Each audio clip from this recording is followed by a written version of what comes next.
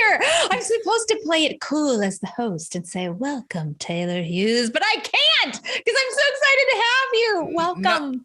Nothing about what I will share is cool. It's all excitement, right? Just make up for like were you a cool kid? I was not a cool kid. So I was the kid who was sitting on the front porch reading during summer, hours and hours. People were playing like normal children, but that was sweaty. So I had to read, and it was, so no, you're in good company if you're not the cool kid.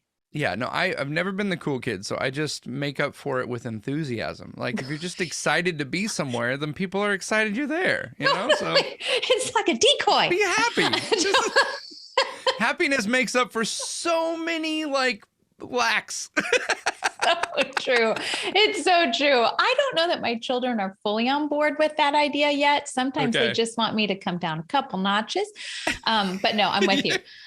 Taylor. Your Instagram with your daughter the other day killed me. When no. You were talking about, was it grandma's first kiss? Yes. Making out. Grandma and grandpa making out. Yeah. Listen, I feel it's important for us to know our history. And one of the pieces of our family history is that my mom and dad made out. Yeah. Well, obviously. That's what I'm saying. We want them to have done that. It's in our best interest. Yes, absolutely. Anna wasn't super thrilled about that connection, but college will teach her a lot of things. And some parts of our past are less savory than others. Right. Okay, Taylor, I have so much to talk to you about. I have to focus. But the first thing I want to say is that you have written a wonderful book. Why are you laughing? It just feels so silly. It's silly because I know. See, again, you said we're supposed to be professional. Look, I got to just clarify for our friends who are listening. Are we allowed to say when we're recording this? Are we trying to? Is it? Yeah. Well, we're recording way before we're gonna. Way before. Post, okay. But yeah, I didn't want to ruin the illusion. Yeah. No. Okay. This is happening live, and it's polished. So we got together at Bob's maybe in July. Is it July at the time that I'm thinking? Even before that. You mean the last time we were there? Well, yeah. Oh, yes. When was the time we were there? Because we're late August now. First time was in March. Yes, but then April. Last time I saw you was May. But that's when we talked about the book. I know, friend. I mean, and there was no book. Okay, that's not true. There was part of a book. But for all of those listening, Taylor has taken a road less traveled, and his road was on fast forward crack. You and I talked at a writer's workshop. We've known each other for a while. Right. You are a dear, delightful friend. And we were you do wonderful things. Yeah. Why don't you just tell about what you do? Because I have been very grateful to be in the audience when you are on stage, but maybe some of these folks haven't. So tell me who you are. Tell me how you spend your days, who you spend your days with, and all about that. Oh my goodness. So I am first and foremost a dad and a husband. I married my high school sweetheart. We've been together since we were 15 and 16 years old. Gosh. And now I have a 16-year-old, so that's kind of weird. Just let that sink in a little bit. Yeah. We got two girls, 16 and 13, and they are absolutely amazing. And that's who I spend as much time with as I possibly can. If you ask me what I want to do the most, it's be with them. Awesome. And when I'm not doing that, I do magic shows. How weird is that? Yeah, I got a couple questions about that, by the way, but go ahead. Yeah, like that. Like I do it. That's my job. Like that's. I love it that you seem perpetually surprised at your own life. I love that. I just think it's so funny that like no one told, I didn't know you could do that. And then totally. And then when I found out, I was like, well, let's just do that. Okay. So I choose door number 1. Yeah. Yeah. So I'm started off doing magic when I was a kid, and then had a big, long, adventurous journey and doing a bunch of other things. And then now I do magic for a living. And, so sometimes I'm doing magic, sometimes I'm doing comedy or speaking. And now, thanks to friends like you and Bob, I wrote something. He says, what surprise. Okay, we're going to get back to the book because I have so many questions about it and I'm super excited about it. But you just mentioned that you, it was kind of a circuitous journey. Yeah. You loved magic when you were a kid. It was Hold on, just Googling circuitous.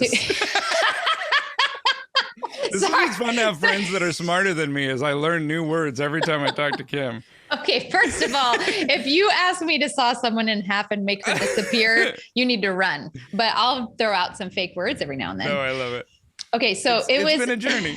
Yeah, totally. You've taken a few detours, but one of the things I love about your book is the way that you tell the story of how that happened. Your parents, can we camp on your parents? Yeah, please. Because they hauled you around to magic shops in Southern California willingly. Yeah, and first of all, willingly going into a magic shop if you're not a magician is a sacrifice of love already. Okay, talk to me about that. Because I have never had the pleasure. So a magic shop, it's interesting. Magic shops, so most magic shops are in like there's not a lot of brick and mortar magic shops anymore. Okay. But if you find one, there's kind of two levels. There's like the first level, which is a magic shop's always going to be like in Vegas in a casino, or it's going to be on a wharf in like San Francisco. It's always somewhere where tourists are coming. Okay. So there's like the 5-minute pitch you get at a magic shop. Okay. And that's just, here's the 3 tricks you can buy and do today, and people will be happy and you'll be happy. Okay. So they're talking to me. Yeah. Entry level. Yeah, entry level, but it's like, it's also like, you can't buy a guitar and then later on that day you're a musician, but there's a couple magic tricks. You could buy a trick deck of cards and you're David Copperfield like that day, you know what I mean? Okay, good. And so good to know. That's like entry level magic shop. But once you're there more than 15 minutes, once they find out you're into magic, it is like the geek fest of all geek fests. It is literally, this is my parents. They take me to the magic shop and I literally say, go shopping. And I stand there and I go, what does that do? What does that one do? What is that trick? Oh my gosh. And magicians are the guys selling the stuff are such geeks that they will show you stuff knowing you don't have the money to buy it. Because they're just so excited themselves. It's the worst business model, but it is the coolest hang ever. So my parents, God bless them, like we lived in Southern California and I still do, but like SoCal's very spread out. So it's like 45 minutes to an hour between every like magic shop. And they took me to all of them. Saints, just saints. Okay. They got some issues, but they're saints. Yeah. I mean, let's be honest, but I loved reading that from your perspective as the kid that had this crazy hobby. It wasn't the average, these weren't violin lessons. It wasn't judo class. Right. But your parents jumped on board. I want to know when did you realize that was just extraordinary parenting, and how did that infect or beautifully infuse the way you parent? Because I've seen you do these things with your girls, that you go on wild adventures and you go see the place where the Goonies was filmed just for fun. And you do stuff like that. And I think my guess is that was a learned habit, maybe? Do you think? Yeah, absolutely. Yeah. I mean, I don't think I understood until, a few years ago, how much of the way Katie and I parent came from our parents, Right. And there's a lot of things that we do differently, but one of the great things in life is you get to pick and choose, you get to decorate the room of like how you're going to be a parent.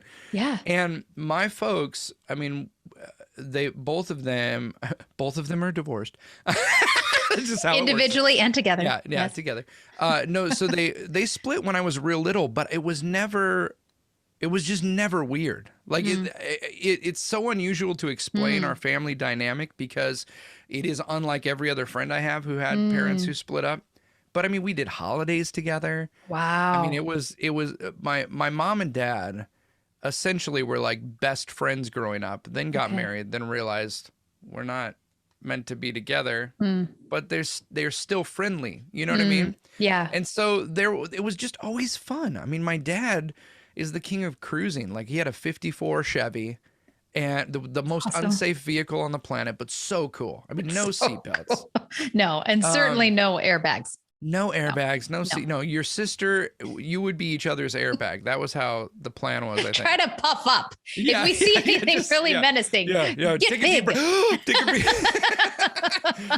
Yeah, but my dad was always like, and I talk about this in the book, but he was always just like, where we're going isn't as important as like the fun we have on the way. And my mom would wake us up sometimes wake us up at midnight and be like, let's go get donuts. Yeah. I mean, single mom, working hard to pay the bills, going to cosmetology school so she could, get a different career, and would wake us up and be like, hey guys, I found out the donut shop down the street is cooking the donuts for the morning. And if we go now, they're fresh. And we would just do stuff like that. That's awesome. It's so fun. Do you wake your kids up at midnight and get donuts? Yeah, we do. You do? Well, Katie and I we haven't told them. Well, we'll do this before they hear it. No, they won't listen to this. This is a middle-aged podcast, Taylor. Come on. We are going to. So, we were pretty hunkered down during the pandemic, and it's, we've got family that is kind of I don't know how to say it anywhere. High risk. Yeah. And so we were just like, okay, we're going to hunker down. So there's a lot of things we love doing that we haven't done. One of them, for me, is like going to Denny's late at night. Like, you know what I mean? Like, awesome. Where it's like you have no other option. Right. It's the only thing open. It's only Denny's. Yeah. Yep. Denny's is it. You could still do it, right? Yeah. You're going to regret it, but in the moment, it's going to feel amazing. You'll feel it. But moon's over my hammy at midnight, And I realized we could do that. Like, so we're going to wake our kids up and take them to Denny's in the middle. That's awesome. I can't wait. And I sure hope you send me a picture of their bleary-eyed enthusiasm. I think that's awesome. Your parents, there's a theme here. I don't know if you noticed this when you're writing it, but there is a theme in your book that begins with your parents. You had people all along the way that were there during clutch moments. Yeah. I think we all have those mini stories, but I feel like the connective theme for you is that those people just breathed oxygen over your already interest in chasing wonder and in being, really stepping into that over and over. I think maybe you have challenged my thinking in terms of, does wonder and awe-filled moments, do we just wait for that and they'll come? I think there is something to that. You can't anticipate it, which is why it's so beautiful. But you do a good job of jumping off the diving board and just like swimming in that current to find wonder. And you have folks all along the way who've done that for you. I'm thinking of the dude, I think his name was Vance, who you said, I really want to do this. I want to do this Netflix special or your own special, your own comedy special. Right. And you'd said it for years. Yeah. And he had actually heard it a couple of times. And he called me on it. Yeah. Totally called you on it. What a great friend, by the way, right? How many times do we say to our friends, oh yeah, I'd really like to do this. Yeah. And then we don't. Yeah. And he was the friend who said, okay, stop telling me. I'm booking a flight right now to come out this particular month and be there while you film it. Right. What a great friend. Yeah.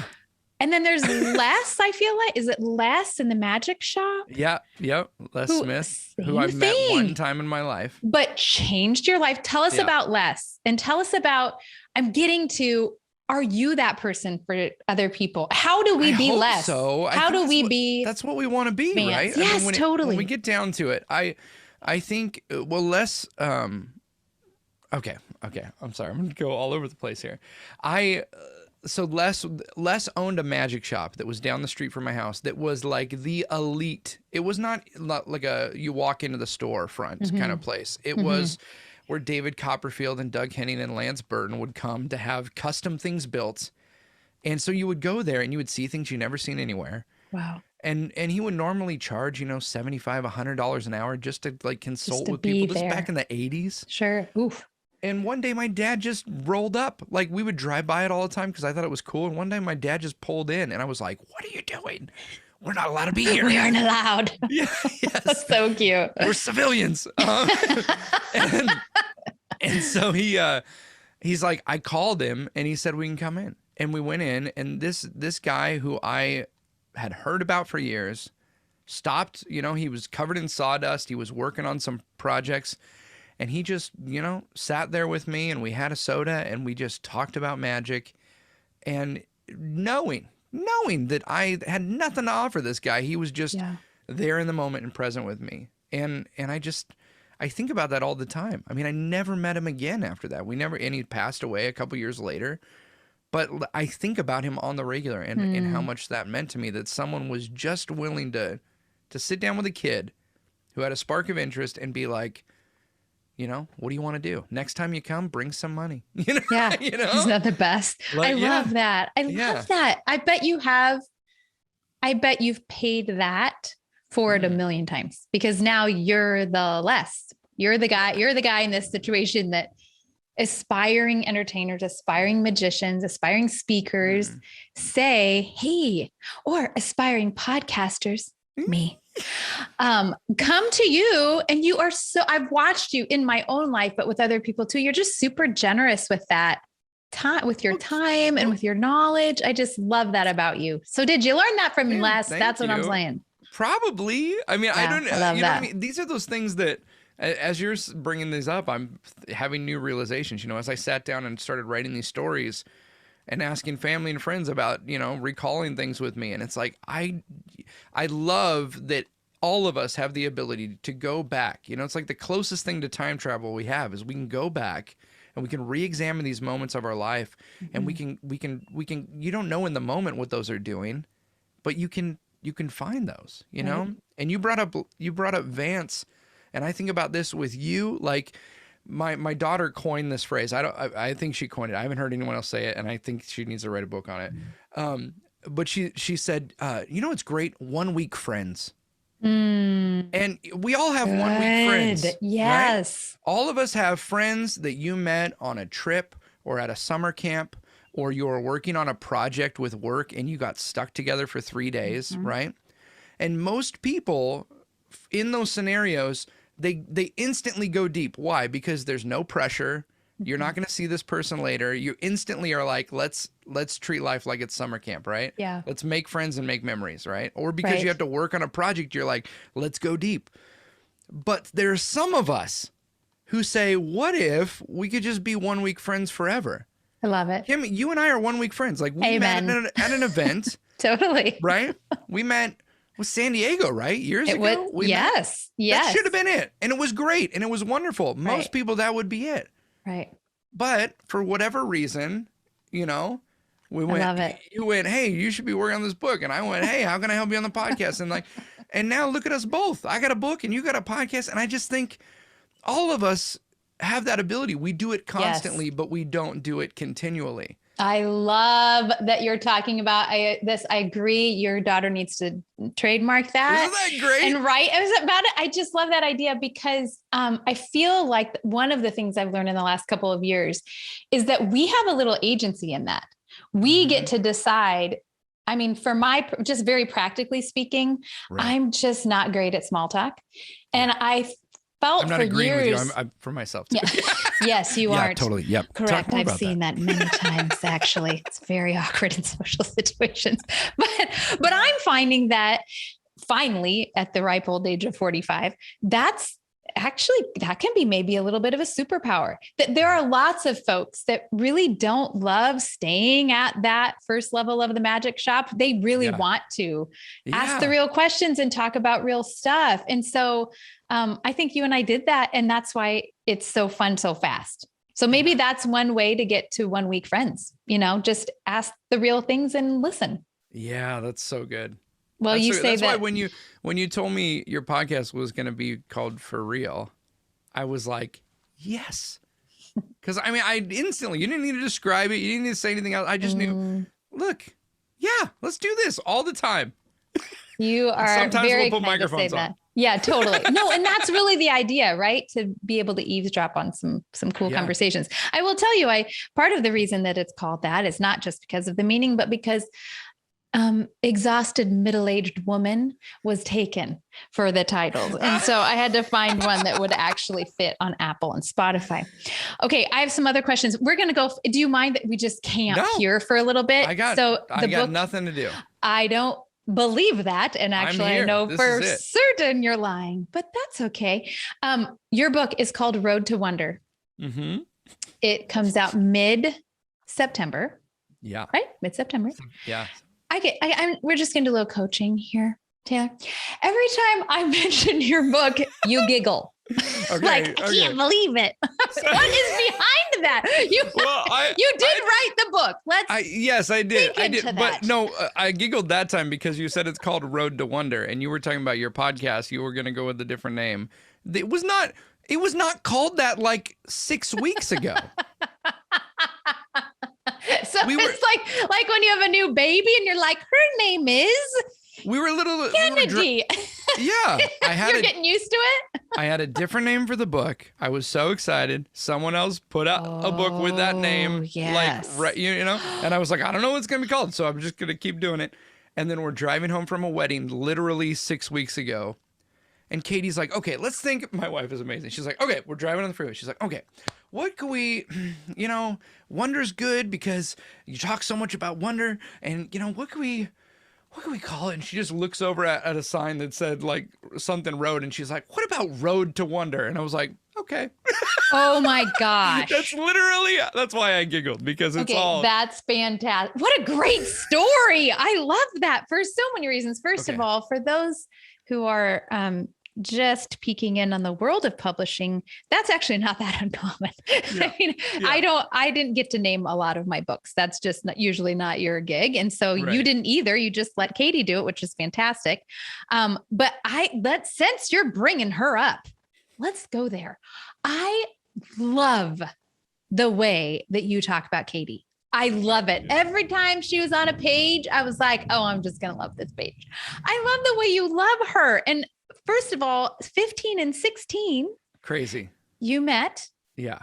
And fell in love. And now, you fell a little faster than her, but not really. I mean, you guys pretty much from the get-go, you were smitten. And I want to know what made you fall for her initially. And then part two, what makes you fall for her still, other than her book titling prowess? It's so funny to think back. I mean, I look at our wedding pictures. We're 40 and 41 right now. I've worked very hard to look older. But we you do not give me a break. Oh my goodness. We were looking the other day through our wedding book and just going like, we were babies. Children. We got married at like 21 and 22. I mean, we're like just infants, you know? And it's crazy to think that I've spent 25 years with her. Mm-hmm. And I'm 40. A lot longer than you. I mean, longer with her than without. Yeah. Mm-hmm. Yeah. And I can't fathom it any other way. I mean, we were friends. We were friends first. We were in a high school choir together.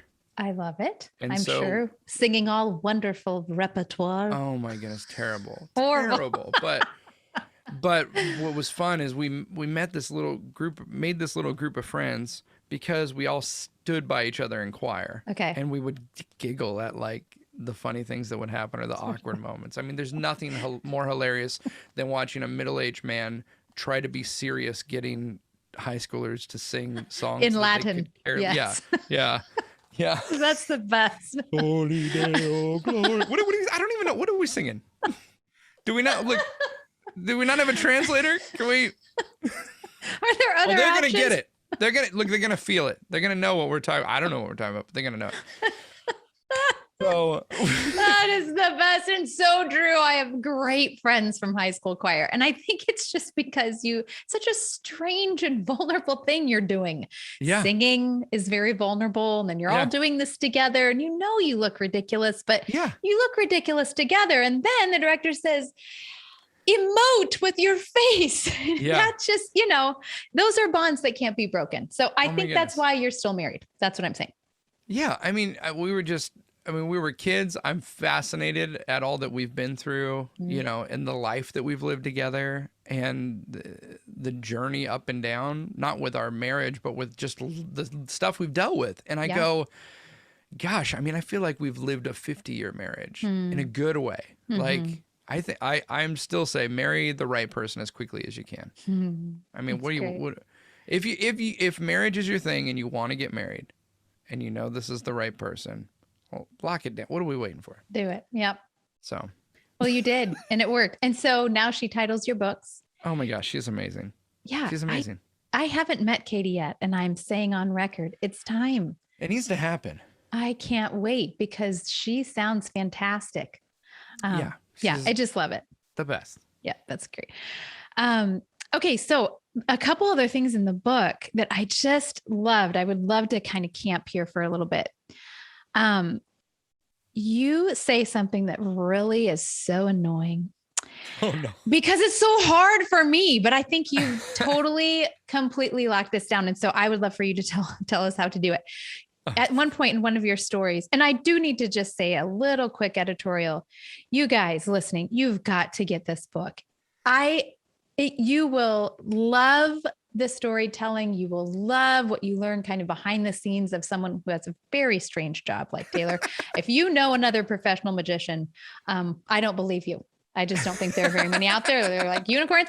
So get the book for that, but they're just fantastic stories, not just about that part of his life, which is completely fascinating on its own, but there's depth and wisdom. And I laughed my head off. Taylor, last night I was finishing up, sitting in my chair, cackling on my own. My teenagers kept looking over and like, yeah, she's a goner. There she is on her own. I'm not saying like pretend laughter. I always talk about, Mark and I talk about, this is going to get me in trouble, but there's like church laughter that's polite. Yes. Mark calls it Dockers jokes because usually the men who are. Can we please just talk exclusively about this? You know what I'm saying? Like, pleated front Dockers. Something happens when you put them on. If you are a pastor or a Christian person, man. Start by reading a funny greeting card, do you? Oh, great. That's why we all turned up early. That's why I brushed my teeth. That's why. Yeah, but it's not funny. Like Christian humor oftentimes just not. Something happens in the Dockers. I don't know. I mean, at one point you say you don't always wear pants. So maybe you weren't and it wasn't just not Dockers. You weren't wearing pants when you wrote this. It's so funny. There were times when I was making embarrassing laughter noises, which is like the highest, as a person who likes to write a little comedy in my books, that's like the highest compliment I can pay, because comedy is hard to write. It's really tough. Yeah. And I don't know how to do, I do comedy on stage, but it's very different, and I'm so used to being in a room with people and being able to track whether or not they're getting this. And if not, I'll, but yeah. So thank you. That's encouraging. That makes my heart happy. No, you totally nailed it. There were several times that I read my litmus test for my favorite writing is when I read it out loud to the person in the room. And I had many moments of reading out loud. And even my really toughest critic, who is my 15, almost 16-year-old son, he laughed. I want you to feel the weight of that. That's the toughest crowd, right? Because it's just hard to get them to move off the laughter needle. So anyway, really well done. There are a couple stories in particular that just made me lose it. But in the middle of all these fantastic moments, you also just sneak in these great zingers of just like really what you know about life. And one of the things you said was that you have found that not knowing what's around the bend and actually embracing the uncertainty of life is a blessing. As a girl who really likes to try to control the universe, I want you to help me out. How does that work? How does that work for us in real life? Yeah. Well, we have this conversation all the time because for friends who know about the Enneagram, I'm a 7. Okay. My wife is a 6. Okay. And so people are like, what is that like? And I'm like, well, what's the worst that could happen? And Katie's like, I got a list. Do you want it in alphabetical order? Yeah. But for me, I did not start off that way. We literally had a conversation with my mom 2 nights ago over dinner about this. Because when I was a kid, I worried about everything. You did not. I did. When I was real little, I would worry. I had really bad teeth when I was a kid. Like I had weird, but I had 11 extra teeth. Oh, yes. Like you do know that I'm married to a dental person. Did you know that? Oh, my goodness. Yes. Yeah. So I've seen the x-rays, people. I get the full story about 11 extra. I I get had it. like extra adult teeth, so I had Yeah, to like you were a have case. teeth pulled and chains hooked up, and I mean there was weights and pulleys, and there was a casting crew backstage. But so anyway, so I would get so freaked out about knowing I had to go to the dentist because it was always a big deal. And so my mom, and this would probably be not recommended parenting wise. This would be, Okay. I'm sure there's lots of books that say don't do this. They're gonna, it's not gonna work out well. But my mom was reminding me the other day of how she would not tell me that I would have like surgery coming up. Oh, So I went to a private Christian school where we had to have uniform, like not uniforms, but like dress code. mm-hmm. And one day I woke up and I was so excited because my mom had laid out like shorts and a t-shirt. I was like, "Are we going to Disneyland?" And she's like, "No, you're having dental surgery." So, Which is a lot like right. Pirates of the Caribbean, only not as much. Not so good. Yeah, I mean the same dental techniques as Pirates of the Caribbean. Yeah, right. Yeah. Oh so, no. So when I was little, I would worry about things. When I knew things were coming up, I would get in my head about them. Yeah. Even as a performer, I would really get in I mean, as an adult, a few years ago, Katie would like have to calm me down and be like, this is what you do. Why are you in your head so much about this? Yeah. So that's not, I don't want it to sound like that's something that just comes easy from me or for me. But what I found is that the more I can remind myself to just be present. And I read something recently that said, disappointment comes whenever you feel like what is reality should not be what is reality, right? We're disappointed because we're late for this, or we're disappointed because this thing didn't happen. We're upset because our reality is different than what we think it should be. Right. And the sooner we can just embrace that, like, I'm just here and I can't control everything that happens around me, but I can choose to ride this crazy roller coaster with a little bit of whimsy and joy. And, if it's going to be funny later, it should be funny now, and That's not awesome. take ourselves so seriously. So all those little things, that I tend to talk about are just things I've told myself 1,000 times, Right. because it's not easy. Right. Well, that is actually super encouraging. I think it's super encouraging for me. And I would guess for a lot of listeners too, that you didn't come out of the womb nailing this, right? No. You weren't just always Wonder Boy. Those were a little bit of hard won lessons. Yeah. So that gives us license to feel like maybe we're on the same, same road, and you might be a little farther down. Well, it's just reminders that we're all on the same road, and we can, at any moment, we can choose to ride the road differently, right? Like it's like a GPS, you get in your car and Waze is like, here's 14 ways to go. You can listen to the computer, or you can just decide, let's go this way and see what happens, Right. So I think we all need those reminders of just like slow down, breathe. Yeah. Yeah. And I love that idea that you do have agency in deciding when you'll accept the reality in front of you. I mean, I think we've all had friends who have just spun wheels for decades, even wishing, or even just angry that things didn't end up the way that they thought they would. And so they're stuck. And I don't want to be that girl, right? I want to get there a little bit. I want to get to the place where I can see where I'm around, where I am with some clarity and some joy, right? Instead of lugging around the bag labeled, it should have been, right. Stuff that thing full. I think, that, I mean, I want to make sure that I clarify. I'm not saying what a lot of people said to me as a kid. I mean, growing up in a very spiritual family, it was a lot of, with my extended family, it was a lot of like, well, we're just going to believe that this isn't happening. No. There's a difference between having faith that things could be different, or having faith that you can persevere in the midst of it. But denying your reality is not helpful. No. And so absolutely. Talk into that a little bit, because I think we don't always do a good job of that, particularly in the faith community. Right.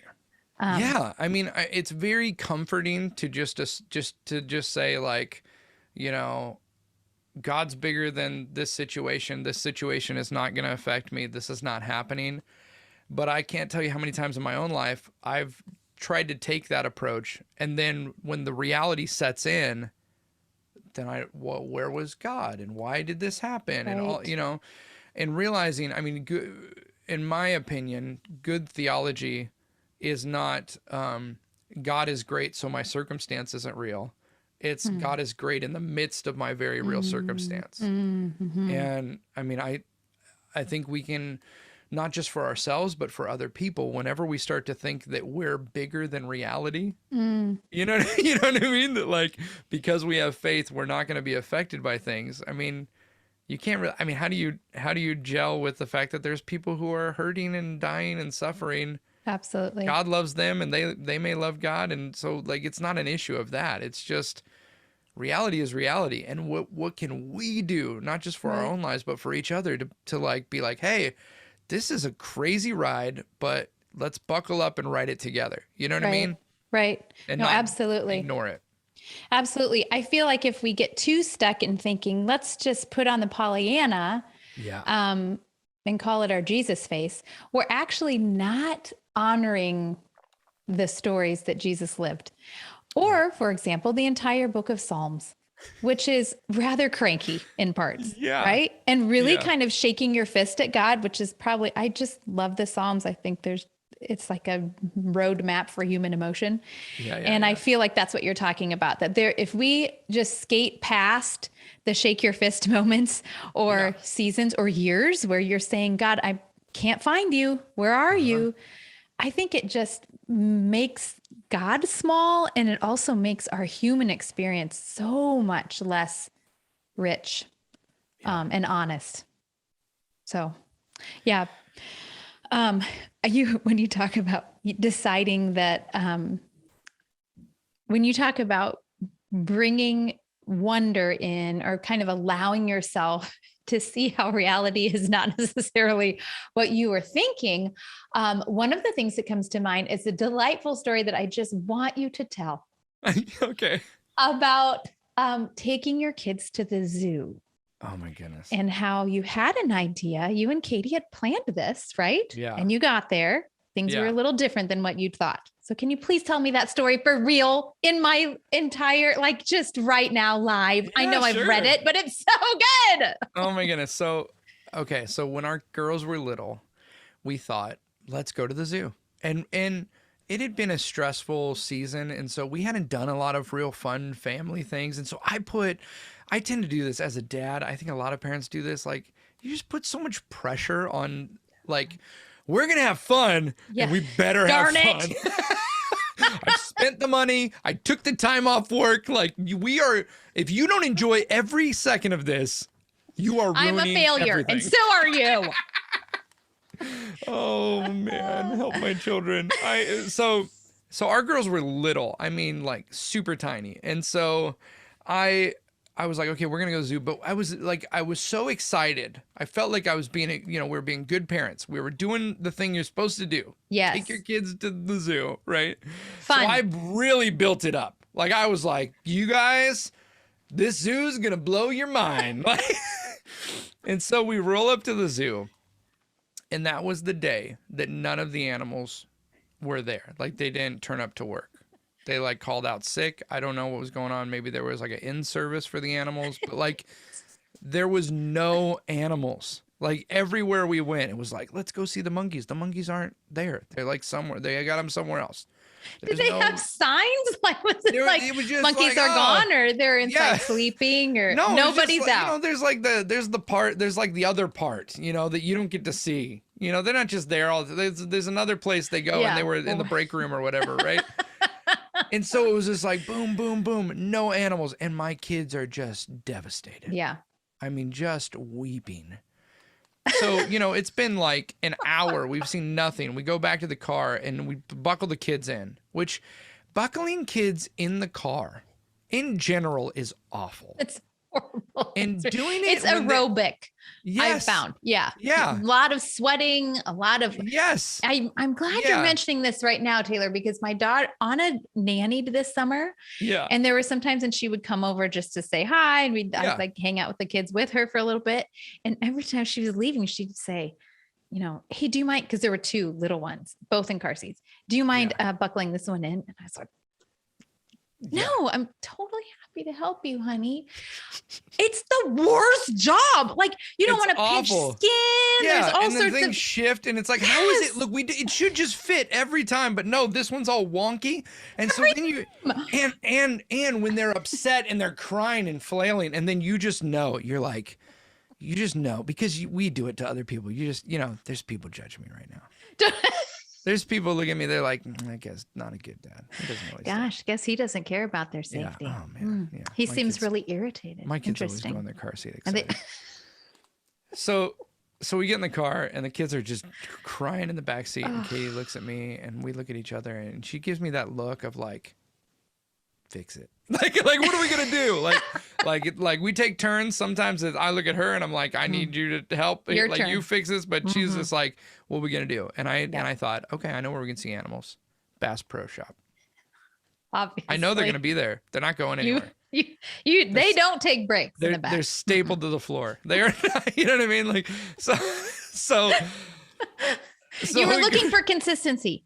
You were looking for clarity of message. And to be able to say to the girls, there will be animals. There will be. I was like, don't worry, girls. I'm going to take you to see animals. So we go to the Bass Pro Shop, and the kids were way jazzed. I mean, imagine you walk in for the first time. It's a safari. It is like totally all the animals, and they're all hanging out. Like they all get along. You know what I mean? Just it's like looking at you with joy or vacancy. Either way, they're there. They're not. Yeah, they're stationary.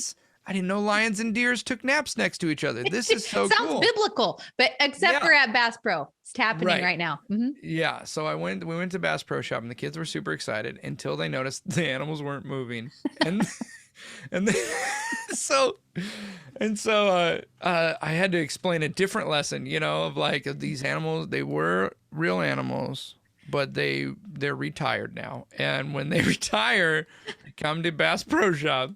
And they, like most of us, when old men retire, they end up at Bass Pro Shop. They do, humans alike. Yep. Yeah, if you want to go look at old guys, that's where they're at too. Certain type of old guy, but they're not there. stuffed. Yeah, not stuffed. Hopefully, yeah. And so the kids then they got into it again after they got over the shock of these animals used to be living and now they've passed. Right, but are still giving. They're still I was like, educating. I was like, they look, these animals, they probably died of natural causes. And people Not thought, a chance. how can we honor their memory and people can appreciate them and, they can still bring joy, so I'm really laying it on you're thick. laying, yeah. Yeah. And Madeline at the time, they've switched roles now because Maddie's our oldest. And at the time she was like the super compassionate animal lover. Now Kennedy is, she would weep and cry if we went to Bass Pro Shop. But at the time, Maddie was like, they didn't shoot him in front of the pack, did they? And Kennedy's like, yeah, they deaded them in the head. I'm like, guys, what's going on? Yeah. Taking a darker turn. Anyway, look at the antelope. So anyway, so then we're into it and they're going like, was that a real lion? Yeah, honey, that was a real lion. Was that a real bear? Yeah, that was a real bear. And then we walk, I don't know if you know, there's another part of Bass Pro Shop where there's just clothes. Yeah. And they saw a mannequin of a girl and Maddie went, did that used to be a real girl? That was, oh my gosh. That is how parenting success. Then again, we're buckling back in the car, crying again. Okay, girls, car seats. Yeah. That is the best. I love that story. I love the pivot to taxidermy. Yeah. I probably would have gone ice cream, but that's usually my go-to. You were still trying to educate, Taylor. Good job. You're being a good educational dad. You're like PBS behind the wheel. That was you. You know what this is bad. I shouldn't say this, but I'm going to say it. I should definitely not say this thing I'm about to say. Now like it goes the other way when our kids are older now, right? So they're 13 and 16. And when you want them to have a good day, right? Yeah. Sure. When they do have a good day on those rare days where everybody's happy. Yeah. and it's just, we had fun. Then my kids start to get a little crazy. Mm. Like it's like 11 at night and they're like, la, la, la, la, they're telling stories and dancing, and it's so fun. But at 11:30, Yeah. do you deal with that? Where are you and Mark like, Yes. we go like, well, look, I want them to be happy, but Yeah. not too happy. As happy as they are right now. Tinge of exhaustion and sadness to get him in bed. Yeah, totally. Well, at our house, you ask if Mark turns into a pumpkin at about 9:45 and starts slurring his words and is exhausted. And so Is he a early riser? Yes. Okay. And he goes 1,000 miles an hour during the day and has a Yeah. body mass index of 0.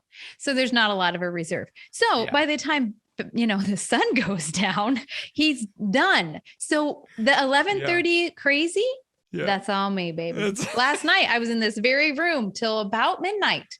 Yeah. Chatting with one of them. And I am of the mind that if they're going to talk, I mean, remember when you could control that schedule? No, now they talk at 11:30. Yeah. When I am in coma state. As much as I joke about being tired, that is my big joy right now, is that it's like almost every night, one of them will text us after we're already in bed and be like, can we just talk for a little bit? Oh my gosh. And at first I used to freak out because I was like, oh no. Do we want to talk? What? And I immediately start, that's when my, what happened? Call the counselor. Call the Something counselor. bad is happening. Yeah. Call two, one for her, one for me. I need one with me. Right. Totally. Also have a cardiologist standing by just in case I need this. No, but then I would go into their room, I go into Maddie's room and she'd just be like, I just saw this show that was super fun and I wanted to talk to you about it. Oh my gosh. And then we just chat for like an hour and a half. That is, look, parenting is exhausting at times, but it is always awesome. Yeah. It's really, I agree with you. I don't know if it must be always awesome. No, it's always awesome. We never have problems. Yeah, good. Well, that's the takeaway. All done. Cue the music. Yeah, no, it's true. And being willing to, that's what you say in this book that you just named and wrote. That we have to be willing to chase that, right? Even those moments, there's some awe and beauty in those moments. And if I just roll over and say, can we please talk about this tomorrow? I'm probably going to miss it. Yep. Well, all the best stories, every story you've ever heard, every story you tell at a party, it's never, hey, I woke up the other day and I thought this was going to happen and that happened and it was great. No, it's always like, the flat tire on the way to the wedding. Like it's whatever it is, so if we can realize we're going to appreciate these moments for years to come, what if we could appreciate them while they're happening? What if we could flip that switch? And don't always do it, but if we can flip that switch and just be like, we went camping recently and we were there for 3 days and we had a great time with family. And the last night, ants, when I say an army of ants, more ants than you've ever seen in a movie about ants, invaded our trailer. Oh no. And we could not get them out or stop them. They were like repelling from the sea. There was so many ants. And we got to the point, it's like 2 a.m. We are just dying laughing. Like we're all just laughing at the absurdity of this. Ants are crawling. Like we're just like, gross. This is so awful. But it's also the most ridiculous scenario. Totally. And after like hours of we finally were just like, well, it's the last day anyway. Let's pack it up. And we drove home and got McDonald's in the middle of the night. Like you know what I mean? Yep. Did the ants go with you? It's crazy. Did they hitch a ride or they liked being where they are? We ended up we fumigated the trailer. Yeah. Yeah, here's the thing. Yeah. Which one's you didn't do it in front of the pack, did you? Point blank. Yep, we sure did. Yep, we sure did. That's fantastic. I love it. So I have a couple more questions and then I'm going to let you go because you have 1,000 things on your list, including when this is airing, I think you will just be cruising into home after a phenomenal tour with Bob and Maria Goff and Megan Tibbetts. It's crazy. How about that? Flying out tomorrow. I'm so excited. excited for you. It's ludicrous. What are we doing? You are it. going to have a blast. And I'm so excited for all the people who will be there. They're just going to fill those spaces with total joy and awe. I have been in the audience many times when you've done your deal. And I'm sure you've noticed that I'm fairly vocal and will say things like, what? How did he do that? I love it. Yeah. I love At a certain point, I just start performing for Kim. I'm just like, I am fully in. Even if I've seen parts of it before, I'm so excited every time because it boggles my mind. I don't know how you do. But I do have a question about one thing that you did, which is, okay, now that you're on the other side, you have written a book, you're talking about the book, you named the book, Katie named the book, and you have performed like 40 shows in a row every day, twice a day for however long, 40 days, including one recently, which you just happened to mention and I wigged out, for Scarlett Johansson, who was in the audience. Why do you act like that's normal? ScarJo, if that's her name, does not come to my book readings. Okay, so that's awesome. So you've done one side of this and the other, the book, the show, Scarlett Johansson, typewriter by yourself. Which one is tougher? What do you mean, the show or the writing? Yes. Oh, the writing. Really? Yeah. For real? Why do you say that? The shows, they're always fun and a challenge and an adventure, but it's like, that's all I do. You know what I mean? Like that's it. I mean, it would be like, I can't even think of a good way to equate it. It would be like asking someone who played guitar for a living, like, what's harder, writing a book or playing guitar? Like, well, yeah, playing guitar was hard and it's still challenging, but it's not. Writing a book is so hard, Kim. You didn't tell me. No, I did leave that out. I thought it might puncture the balloon. You did it. And you did it so well. And I'm so stinking proud of you. I can't wait for people to get their hands on this book. And I'm not blowing smoke. I know we're 1 week friends, more weeks than that. But I'm just telling you, it's hard for me to laugh out loud when I'm reading. I read from my work right now with coaching and doing all the other things. I figured out the other day, I read about 60,000 words a week, which is the equivalent of reading a book a week. Yeah. Bunch of different submissions. And so I've got a little reading fatigue in general. So it's hard for me to like fully engage and laugh my head off. And you did it, my friend. Oh my goodness. You did such a good job. I'm so proud of you and can't wait for people to find this thing. It's so good. Well, Kim, I gotta say this because, and I know I said it before, but we have a mutual friend, Bob Goff, Bob is the guy. Bob is your buddy who's just going to be like, you can do it. Go do it. Yeah, go do it. And fully believes you can. And fully believes, like, isn't blowing smoke, is just legitimately. The first time I met him, I called Katie and I said, I feel like I just took my soul for an ice cream sundae. Oh, it's a and that is great what metaphor. it's like. Yes. Every time you hang out with Bob, he's just like, hey, what do you want to do? Totally. And he asked me 10 times.